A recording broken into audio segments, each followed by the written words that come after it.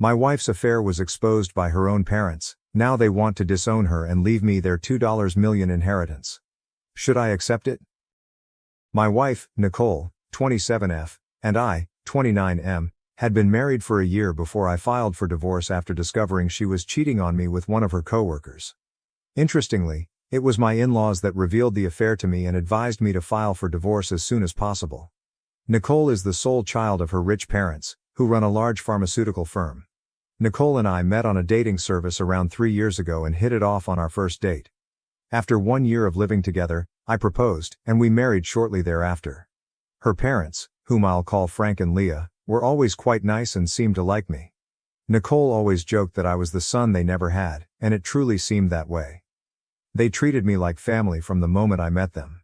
They were warm, friendly, and grounded despite their affluence, which I greatly respected.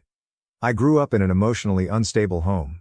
My parents did not love each other, but stayed together for my sake, resulting in regular arguments.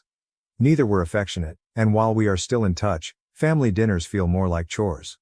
But Nicole's family was different. They felt like my own people, and I instantly relaxed around them. While I knew they liked me, I never dreamed they would support me over their daughter. My difficulty now is that Frank and Leah want to make me the successor to their inheritance as a result of Nicole's adultery. They want to compensate for what happened by paying me $2 million, while disowning Nicole in the process. I'm not sure if I should accept it because, in the end, the money is rightfully Nicole's, and I'm only being offered it because of her betrayal. Nicole is outraged at the scenario, and I am emotionally heartbroken. I had a lawyer look over everything, and it's a substantial sum of money that I would be taking away from Nicole if I accepted their offer. Despite how hurt I feel, I'm not sure if this is the appropriate thing to do. I obviously want the money, but I am conflicted. Nicole and I have always had a smooth and loving connection. We had little fights, as any couple would, but we worked them out. So when my in-laws invited me over to their house to talk about something important, I had no idea they'd reveal Nicole's infidelity. Nicole works for her father's company and is in charge of recruitment. Because it was a family business, they could easily keep an eye on her and observed she was spending a lot of time with one of the new hires. What made it even more horrible was that the man she was having an affair with was much younger than her. He had recently graduated from college and he was just 21. It was legal, but it seemed unusual that Nicole, although being happily married, felt compelled to pursue love outside of our marriage. Her parents had seen the growing intimacy between the two of them and even asked Nicole about it to be sure. She assured them that they were just close friends and that nothing untoward was happening. This worried her parents, not only because it would have an impact on our marriage, but also because it could lead to legal action. Nicole was in a higher position than the guy she was associated with, and if things went wrong, he could use it against the company and sue them. Despite her parents' persistent questions about their relationship, Nicole argued that it was entirely professional and that there was nothing else to it. Unfortunately, her parents found it difficult to trust her. Despite their cautions, Nicole continued to see him outside of work. They initially refused to notify me because they did not believe it was their responsibility. It was plausible that this was a harmless friendship. However, things escalated, prompting her parents to intercede. They hired a private detective to keep tabs on Nicole. They had no money issues and were able to hire a professional for the work. The detective discovered that Nicole was frequently visiting the other person after work hours. She would tell me she was with friends or at work, and I believed her, but her parents later disclosed that this was not the truth. Every day, once her workday finished, she would go over to his house and spend a few hours before returning home. We all knew that if she was lying to me, something was wrong. When I found out, I was devastated. I sincerely loved Nicole, and a part of me still does, but finding that she had been cheating and lying for months devastated me. This news came about a week and a half ago, and I still remember how upset I was during the meeting with my in-laws. They too were very saddened when they told me the truth, knowing Nicole would never confess. They believed it was best for them to come forward. Nicole had no notion her parents knew the truth. I was the first one they informed. I cried down in front of them, but they consoled me as if I were their own kid. They reassured me that it was not my fault and that they had seen how effectively I handled Nicole. This was completely her doing. She didn't appreciate the love she received from her parents and me and tossed it all away for someone she'd only known for a year. I stayed at their house that night because I couldn't bring myself to go home and confront Nicole. They kindly let me spend the night, and I cried the whole time. I was rattled up and unsure of what to do next. Logically, I understood the next step was to file for divorce, but my heart wasn't ready to give up on her just yet. The following morning, I decided to return home before Nicole went to work. I hadn't returned any of her calls or texts the night before, so she was astonished when I walked up just as she was ready to leave. I was plainly in horrible shape and she was concerned. I sat her down and asked her about the affair, as it was the most pressing issue on my mind. She hesitated and attempted to dispute it at first, but then I showed her the photos her parents had given me, shots showing her car parked outside her coworker's house on the night she had told me she was working late. She tried to say they were just pals hanging around, but there was no reason for her to lie. Eventually, she was forced to reveal the truth. She had been cheating on me. I broke down as soon as she admitted.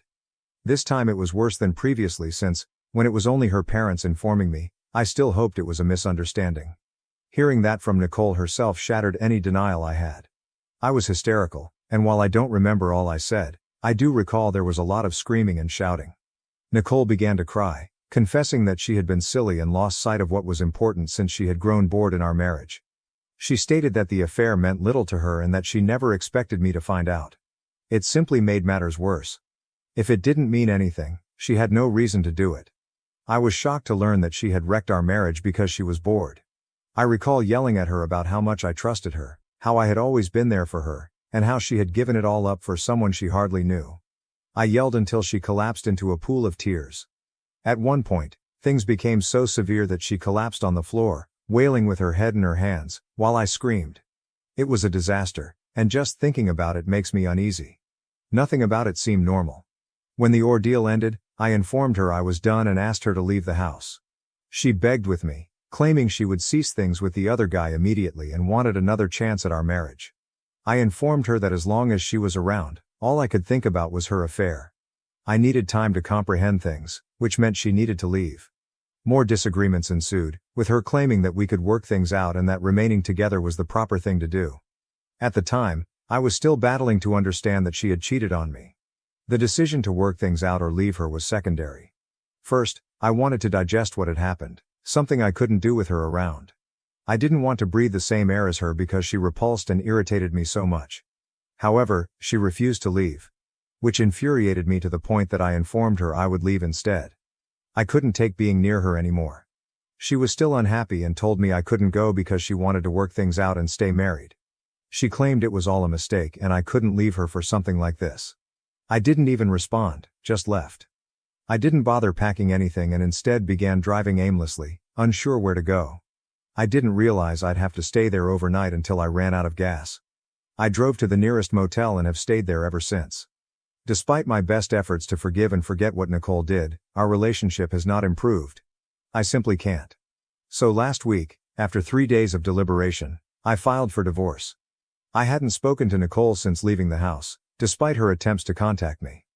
The reality is, I have nothing else to say to her since what she did is something I can never forgive or forget. However, my in-laws have been in close communication with me, checking in on me on a daily basis to ensure my well-being. I've been talking to them since when I asked my own parents for aid. They weren't very helpful. They gave non-specific suggestions, such as do what feels right, which was neither comfortable nor useful. Feeling emotionally separated from my parents, I confided in my in-laws.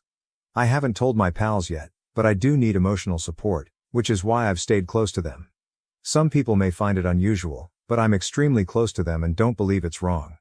Nicole began messaging me more frequently after being served with the divorce papers, but I have yet to read any of her texts. I silenced her alerts so they wouldn't annoy me, but that doesn't mean I'd moved on. Everything still hurts. To make matters worse, I am also struggling at work. I had to take an unexplained leave of absence since I was unable to commute from the hotel, which is in the middle of nowhere. I am almost out of paid leave, and my employer recently called me to inform me that if I do not return to work soon, I will be terminated. This added to my worry because I have huge bills coming up. Divorce is expensive and I'll need to start looking for a new home to live. I had been discussing all of this with my in-laws in conversation, expecting little support. But they shocked me. They told me that Nicole had put me in this situation, and they would rectify it. I had no idea what they were going to do, but a few hours later, they requested me to come to their house right away. Nicole was present and they wanted us to sort things out, not necessarily about the divorce, but at least about who would reside in the house. They proposed Nicole stay with them, while I required the house to keep my work. I was hesitant to go because I did not want to confront Nicole, but my in-laws persuaded me, and I eventually accepted. When I arrived at their house, I was frightened to meet Nicole after such a long time, but I tried not to let it show. For the first several minutes, we avoided looking at each other. We didn't notice each other's existence until my in-laws began conversing. My in-laws offered that I take over the house so Nicole could live with them, which made sense given that they all worked in the same place. Losing the house would be a significant issue for me because it would mean losing my work without a solid place to live. Then, something unexpected occurred. Nicole began protesting that she did not see why she had to be the one to make such sacrifices. She said it was my fault we were divorcing and informed her parents that they, as her parents, should be on her side rather than mine. She accused them of supporting a cheater, which baffled us all. We stared at her, waiting for her to clarify what she was saying. Her tone was furious and full of conviction, and I began to believe she might have something to say that made sense. Unfortunately, she began spewing total rubbish, and I immediately knew she was just trying to make me look terrible in front of her parents so they wouldn't support me again. Nicole had no idea her parents had told me about the affair, so she probably assumed I had hired an investigator to collect those images myself. Nicole, completely oblivious of her parents' involvement, began fabricating a story, alleging that I was having an affair with a mutual friend. She stated she had noticed how cozy the two of us were whenever we hung together, and she even supplied manipulated images to make it appear as if I was romantically involved with my friend. Nicole stated that her own affair occurred because she was hurt after discovering my alleged adultery, and that she only went out with her coworker as a form of revenge. She explained to her parents that now that everything was out in the open, she expected them to kick me out of the house and cut relations with me. She insisted that they discontinue their friendship with me because she was convinced I had duped them into thinking I was the victim. Nicole also accused me of planning the meeting with her parents in order to portray myself as innocent and place all of the responsibility on her. At that point, I knew Nicole had made a serious mistake. She had just dug herself a hole with her lies, hoping to expose me and regain her parents' support. Given the circumstances, that was an extremely poor decision. Sure enough, her mother began ranting at her almost immediately, claiming she couldn't believe Nicole believed they'd fall for her falsehoods and badly altered images. Nicole was visibly moved by her mother's reaction, as she had clearly not expected it. Her parents indicated that they had expected her to be honest after being caught, but she had instead become a lying cheater. They even apologized, claiming that they had failed to raise her correctly if she had become this person. Then came the big reveal. My in-laws revealed to Nicole that they had informed me about her affair and handed me the images. There was no point in lying anymore because everyone knew the truth. Nicole's expression at that moment was priceless. A massive battle erupted, which was unavoidable. Nicole felt betrayed and despised the fact that her parents had always treated me as if I were their own son while willing to sell off their own daughter for my sake. Her parents, understandably outraged, called her stupid for not realizing sooner that they were the ones who informed me about the affair. After all, they had asked her about it several times, asking if she had a relationship with her coworker, which she had continuously denied. Nicole said that it had crossed her mind that her parents might have notified me, but she disregarded the possibility, feeling that as her parents, they would show her loyalty regardless of what she did. The dispute lasted a bit before Nicole rushed out, claiming she didn't want to speak to any of us anymore. She stormed out, plainly agitated because she'd had enough of everyone. I felt sorry for her because I could imagine how difficult it must be not to have your own parents on your side. After things had settled down, my in-laws informed me that they had made up their minds. They intended to modify their will and make me the sole successor to their inheritance, believing Nicole did not deserve it and that I was a better choice. It was a big decision, and I was hesitant to accept such a significant quantity of money knowing that it would essentially be stolen from Nicole. I told them I needed some time to think it over because it was a huge deal and I couldn't just agree without thinking about the repercussions. I wanted to make sure I was making the proper decision, so I requested time, and they obliged. They promised me that I would have plenty of time to make my decision. It's been a few days, and I'm still unclear whether it's the moral and ethical thing to do. While Nicole did break our marriage by infidelity, the amount I would inherit from her is significant, and I am not sure if it is fair. I've been thinking about it and am at a loss. That is why I am here. To determine whether it is okay for me to accept my cheating soon-to-be ex-wife's $2 million inheritance. Update 1. Thank you for your helpful feedback and support. I'm doing well emotionally, thanks to God. I've also talked to my friends about it, and they believe I should accept the money. After all, Nicole messed up, and if her parents want to make up by leaving me the money, I should let them. My buddies reminded me that Nicole not only cheated, but she also used false images to make it appear as if I was the one cheating. Her parents might have believed her if they hadn't already learned the truth. Nicole was ready to go to such efforts to avoid culpability, so I have no need to feel terrible about accepting the inheritance. I have made up my mind that I will not reject it. Nicole didn't care about my sentiments when she was out there destroying our marriage for a guy she barely knew. If she is going to be angry with anyone, it should be her parents, not me. Update 2. Today, I contacted my in-laws and informed them that I was willing to accept their offer.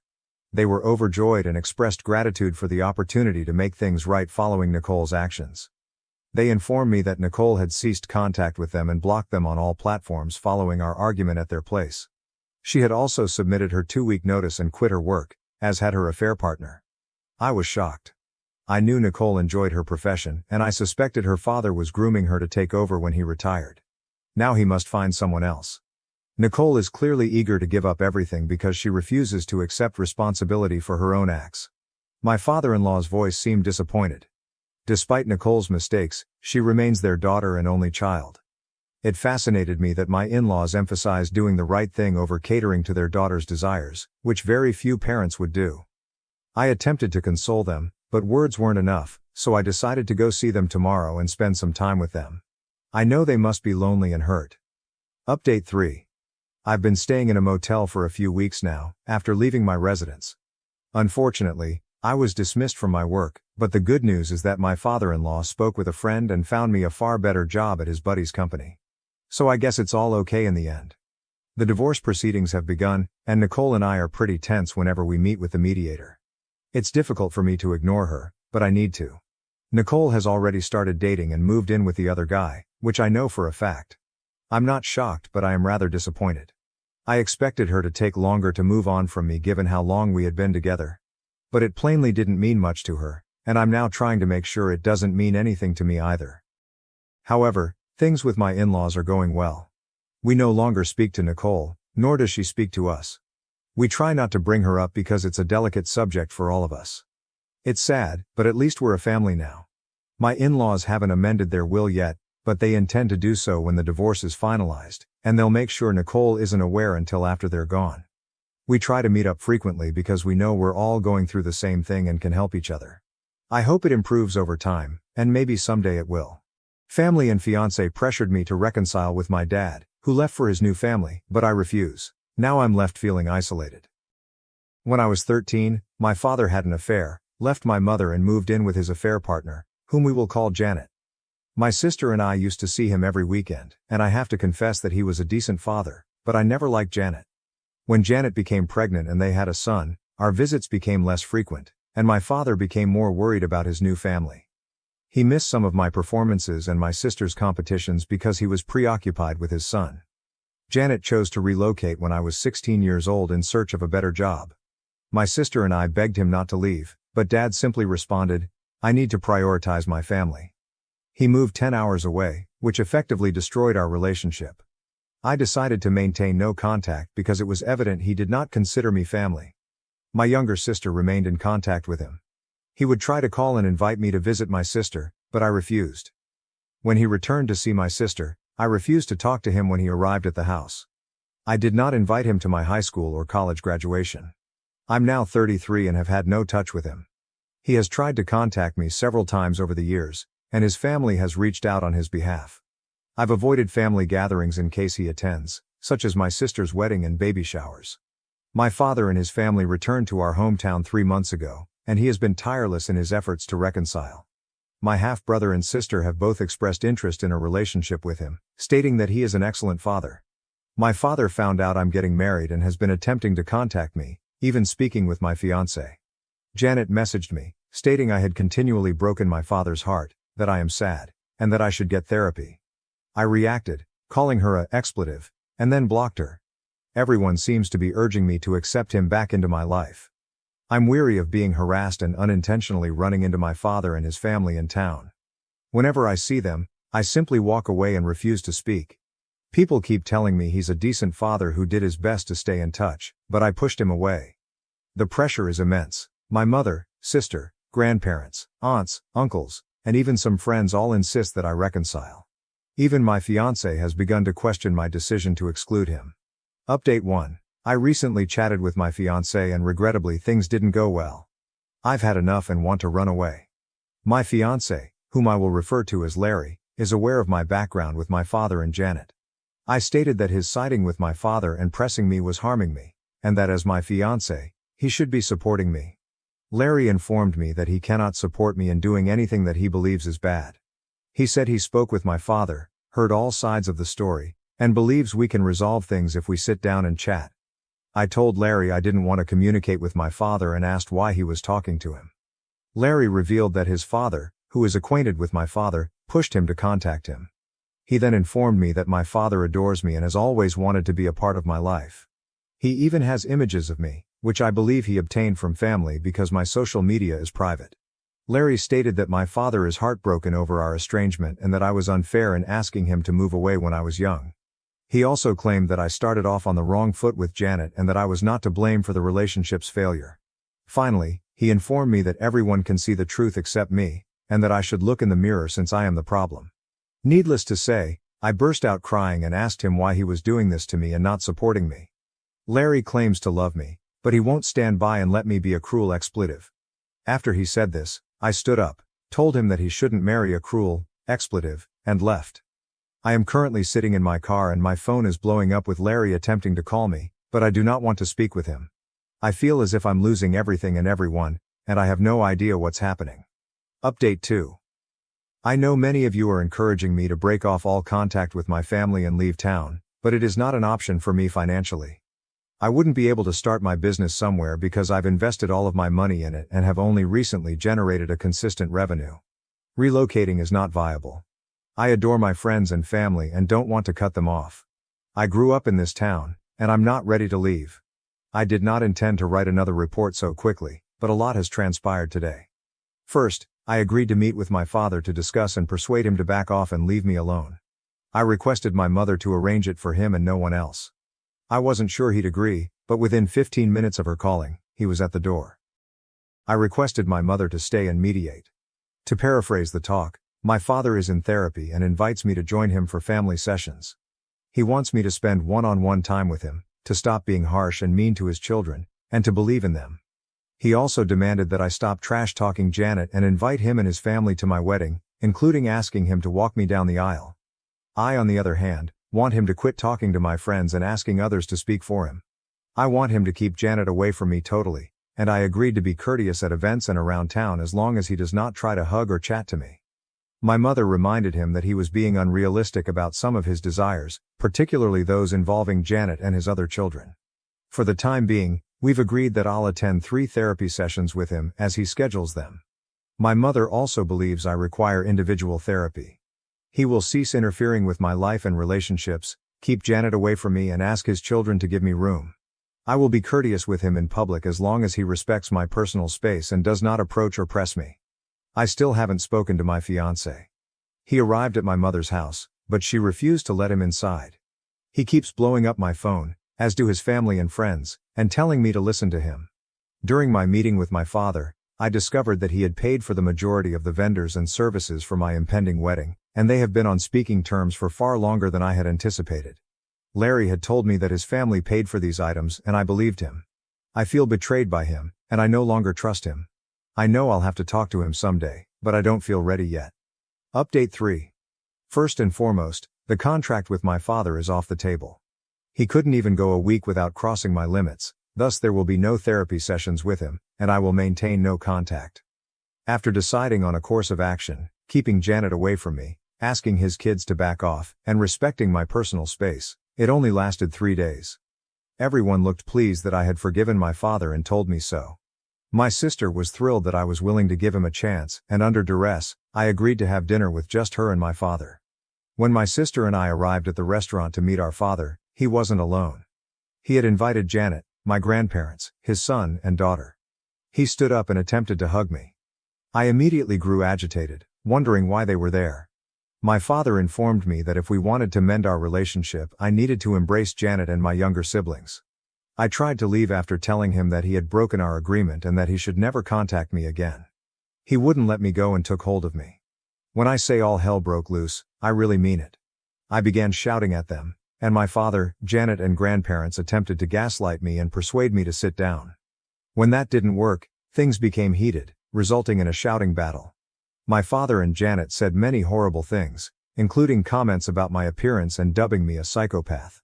My half-brother left the restaurant and my half-sister began to cry. My sister astonished me by defending me and accusing my father of wrecking things after I had finally given him a chance. She even slapped Janet. My sister took me out of there and apologized to me.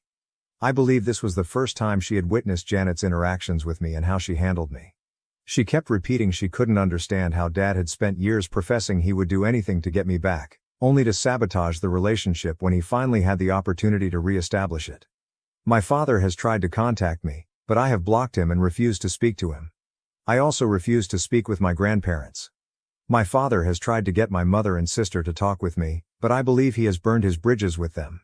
The conflict in the restaurant has spread and some people appear to be backing off.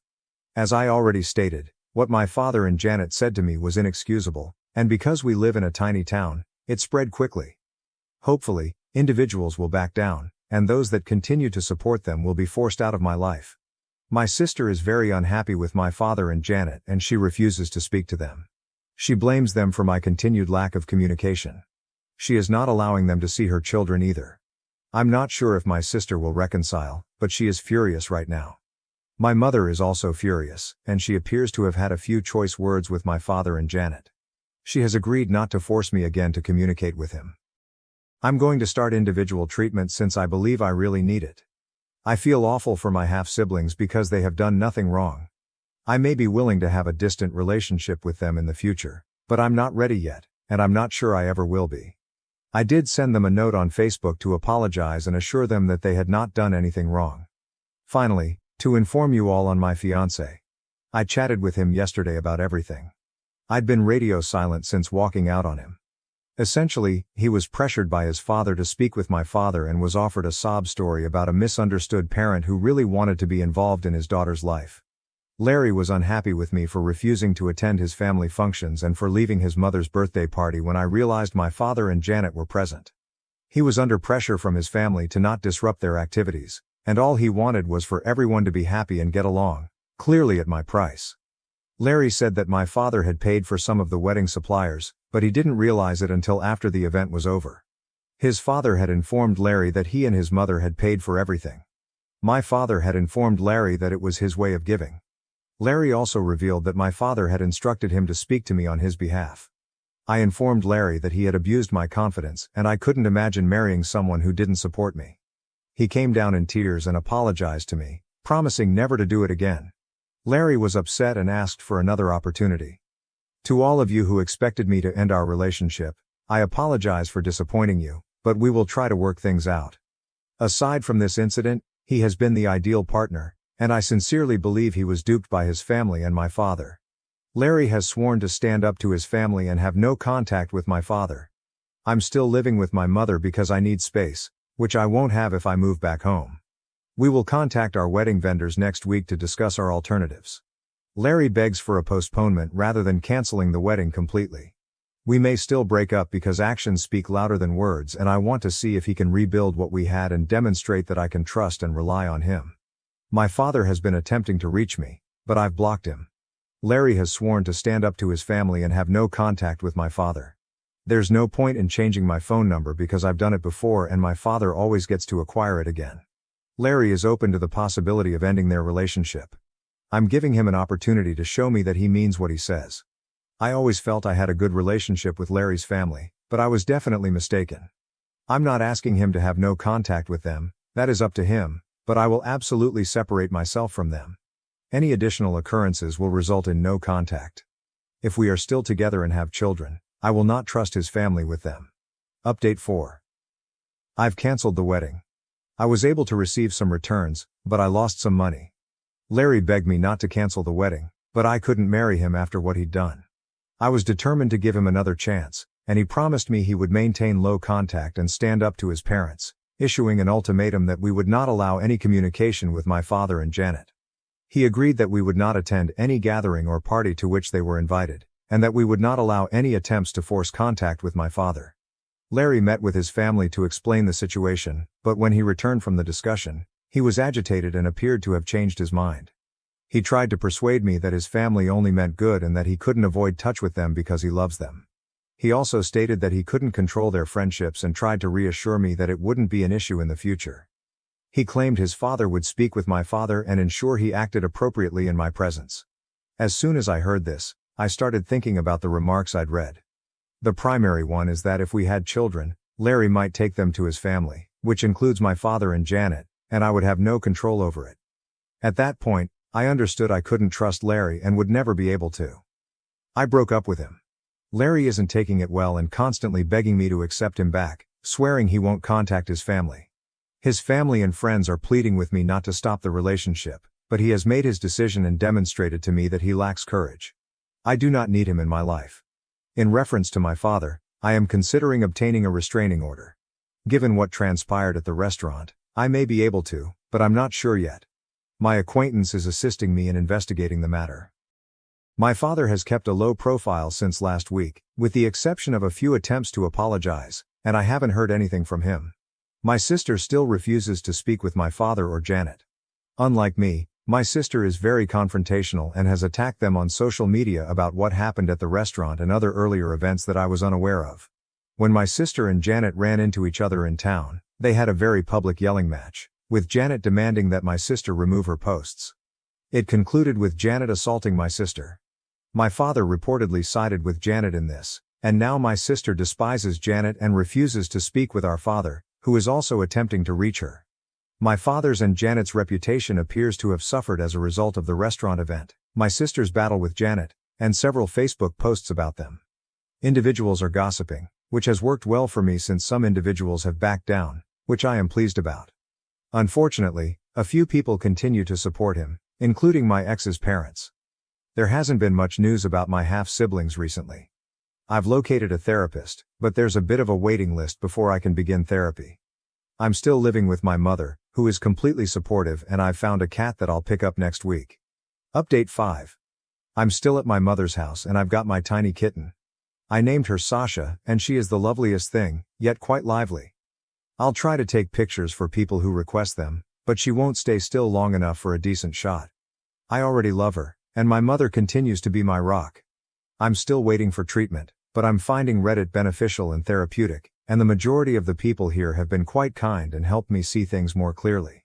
So many thanks to everyone. As for my ex, now that we've split up, I feel lighter and more free. Being away from him has made me realize all of the red lights in our relationship that I was previously unaware of, and I feel like I escaped unharmed. Luke, who is using real names because my blogs were discovered, is not dealing well with the separation and has taken over my father's role in continually disturbing me. If you read this, Luke, we're done, and I won't change my mind. So stop phoning me, coming to my house, or sending me flowers. I'm moving on, and you should too. My sister, Emma, is still on my side and has moved on from Janet, the step-monster. My sister informed everyone about Janet's affairs and they are no longer communicating. Janet is still trying to preserve face, claiming my sister is lying and telling everyone that we are the worst and have treated her terribly throughout the years, attempting to ruin her marriage. I don't think anyone believes what she is saying. Janet has sent hateful mails to both myself and my sister. When we ran into her, she yelled at us and threatened us. My sister's car has been keyed and my store windows have been broken. Unfortunately, we can't prove anything, but she's the most likely suspect.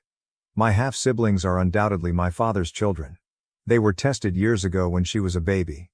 According to what I've heard, they're not speaking with Janet at all. My father seemed to have grown a spine and kicked Janet out. She is currently living with her parents, according to what I've heard, and he is considering divorce. I haven't spoken with my father since he apologized for everything in a text message. Regarding a restraining order, I'm more concerned with obtaining one against Janet at this time. I have cameras, but you can't tell if it's her due to the angle. I'm getting fitted for better covering. The damage is already done. My father had a chance to make things right with me, but he squandered it. I just want to be alone and get on with my life. Update 6. My father and Janet are still together. They split up for a period but are now back together and maintaining a united face, despite the fact that she is a cheater. Apparently, they tried again for the sake of their children. Strangely enough, my father and I are in a better place. We text periodically and are friendly when we see each other. He has ceased pushing for a relationship and is now respecting my space. We can now be in the same room without generating a commotion, and we've even had the occasional coffee together, which to be honest, is all I ever wanted. He even provided me with my education fund without any restrictions attached. My step-siblings and I have begun to communicate and follow each other on social media. My stepsister occasionally comes to my workplace to assist. I knew they were not to blame, and I was being unjust to them.